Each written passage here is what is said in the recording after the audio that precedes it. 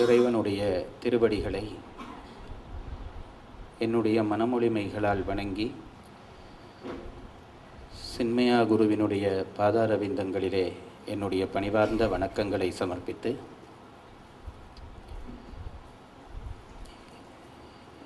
இந்த அமைப்பை நடத்துகிற உறுப்பினர்கள் அத்தனை பேருக்கும், சபையிலே கூடியிருக்கின்ற பெரியோர்கள், தாய்மார்கள், குழந்தைகள், இளைஞர்கள் அத்தனை பேருக்கும் என்னுடைய அன்பு சார்ந்த நன்றியையும் வணக்கத்தையும் முதற்கண் தெரிவித்து மகிழ்ச்சி அடைகின்றேன். ராமாயண சொற்பொழிவு தொடரிலே அயோத்தியா காண்டத்தினுடைய கதைப்பகுதியை இந்த 7 நாட்களிலும் சொல்வதற்கு வாய்ப்பை உருவாக்கி கொடுத்த திருவருளை மீண்டும் ஒரு தரம் பணிந்து மகிழ்கின்றேன்.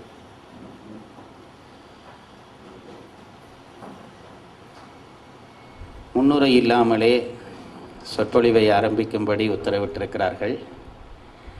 முடிந்தால் நாளையிலே இருந்து யாராவது ஒருவர் முன்னுரை சொன்னால் பேசுகிறவருக்கு ஒரு மனநிலை சரியாகிற வாய்ப்பு ஏற்படும். அந்த ஒழுங்கினை செய்ய வேண்டும் என்று கேட்டுக்கொள்கிறேன். கற்றவர்கள் பல பேர் இந்த அமைப்பிலே இருக்கிறபடியால் அந்த வசதியை உருவாக்க முடியும் என்றும் கருதுகிறேன். அயோத்தியா காண்டத்துக்குள் நுழைகிற வாய்ப்பு கிடைக்கிறது.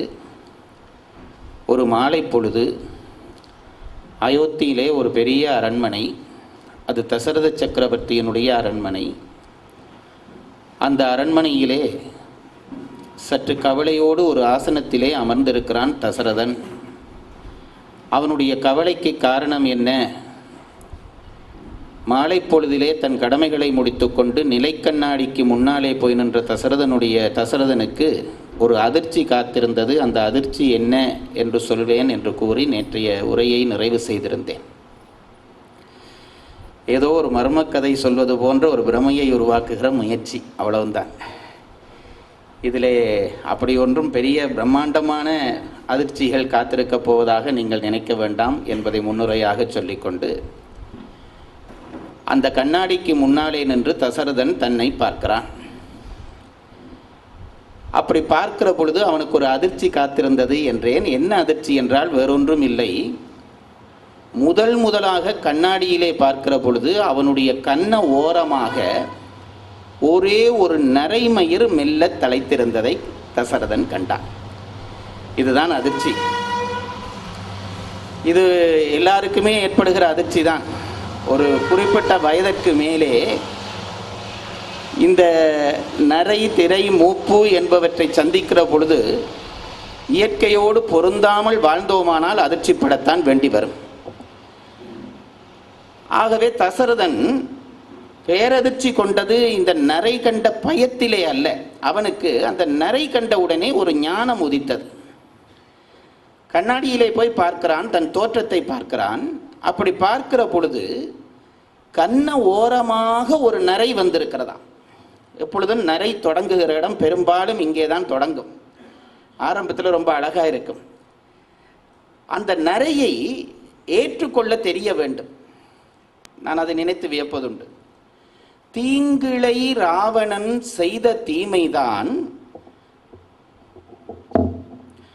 ஆங்கொரு நரையதாய் அரும்பிற்றாமென பாங்கொடு வருநரை படிமக்கண்ணடி ஆங்கதில் கண்டனன் அவனி காவலன். இது கம்பன் தருகிற பாட்டு. கம்பன் சொல்கிறான், அவனுடைய நரைமுடியை அவன் கன்னத்திலே பார்த்தானே, அது ஏன் பார்த்தான், அந்த நரைமுடி ஏன் வந்தது என்றால் அதற்கு ஒரு காரணம் தேடுகிறான் கம்பன். தீங்கிழை ராவணன் செய்த தீமைதான் ஆங்கொரு நரையதாய் அரும்பிற்று. மனிதனுக்கு நரை வர வேண்டும் என்பதற்கு பல காரணங்கள் இருக்கின்றன. மனதிலே கவலைகள் அதிகரிக்க அதிகரிக்க நரை தோன்றும். ஒரு சங்கப்புலவன் பாடியதான ஒரு செய்தி உண்டு. உனக்கு நரை இல்லையே என்று கேட்டதற்கு, அவன் மூப்பு வந்தும் உனக்கு நரை வரவில்லையே என்று கேட்டதற்கு அவன் சொல்கிறான், எனக்கு நல்ல மனைவி வாய்த்திருக்கிறாள், நல்ல பிள்ளைகள் வாய்த்திருக்கிறார்கள், நல்ல எனக்கு உற்றார் உறவினர்கள் எல்லாம் நல்லவர்களாக இருக்கிறார்கள், ஆகவே எனக்கு நரை வர காரணம் இல்லை என்கிறான். அப்போ பெரும்பாலும் என்ன தெரிகிறது என்றால், இவ்வளவு பேராலும் தான் நரை வருவதற்கு காரணம். ஏதோ ஒரு விதத்திலே மனிதனுக்கு துன்பம் ஏற்படுகிற பொழுது மூப்பு ஏற்படும். இதை தெரிந்து கொண்டு கம்பன் கேட்கிறான், தசரதனுக்கு இந்த மூப்பு வர காரணம் என்ன? மனைவியர்கள் நல்லவர்கள், இதுவரை நல்லவர்கள், இனி போக போக பழுதாக போகிறார்கள். பிள்ளைகள் ரொம்ப நல்ல பிள்ளைகள், அதுகள் என்றைக்குமே நல்ல பிள்ளைகள் தான். மந்திரி நல்ல மந்திரி, குரு நல்ல குரு, நாட்டு பிரஜைகள் நல்ல பிரஜைகள். ஆகவே இந்த தசரதனுக்கு ஏன் நரைமுடி வர வேண்டும் என்று ஒரு ஆராய்ச்சியை கம்பன் பண்ணிக்கொண்டு முடிவு சொல்கிறான். ஏன் இந்த நரைமுடி வந்ததென்றால் இந்த கவலை இந்த சோகம் ஒன்றும் இல்லையாம்.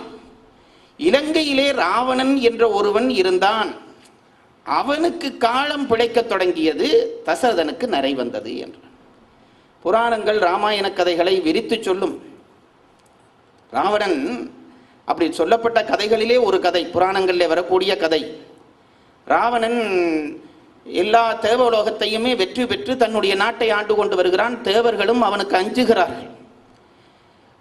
ஒரு நாள் ராவணன் தன்னுடைய மந்திரிமாரோடு இருந்து யோசித்தான், இவ்வளவு பெரிய வெற்றிகளை எல்லாம் நான் சந்தித்து விட்டேனே, இந்த வெற்றிகளை நிலைக்கச் செய்வதற்கு என்ன செய்ய வேண்டும் என்று சிந்திக்கிறான். அப்பொழுதுதான் ஒரு சோதனம் தெரிந்த ஒருவன் அதில் இருந்து சொன்னான், ராவணா, நீ ரொம்ப கவலைப்பட வேண்டாம். இந்த கால மாற்றங்கள், ஒருவனுடைய உயர்வு தாழ்வுக்கு காரணம் கிரகங்களுடைய மாற்றங்கள் தான். கிரகங்கள் நல்ல நிலைக்கு போகிற பொழுது உயர்ந்தும், கெட்ட நிலைக்கு போகிற பொழுதும் தாழ்ந்தும் போவது மனித இயற்கை. நீதானே தேவலோகத்தையும் வென்று விட்டாய், கிரகங்களை எல்லாம் கட்டுப்படுத்தி வை, உனக்கு இனி தோல்வியே வராது என்றான். ராவணனுக்கு ரொம்ப சந்தோஷம். அடுத்த நாள் சபைக்கு போனோன்னு உத்தரவிட்டான், நவக்கிரகங்களை கொண்டு வாருங்கள். கிரகங்களுக்கு கிரகம் சரியில்லை என்று நான் நினைக்கிறது. கிரகங்களுக்கு பார்வை அவைகளுக்கே பிழையா போச்சு. கிரகங்களுக்கு வர சொல்லி ஆர்டர் போன உடனே எல்லாரும் வந்துட்டார்கள்.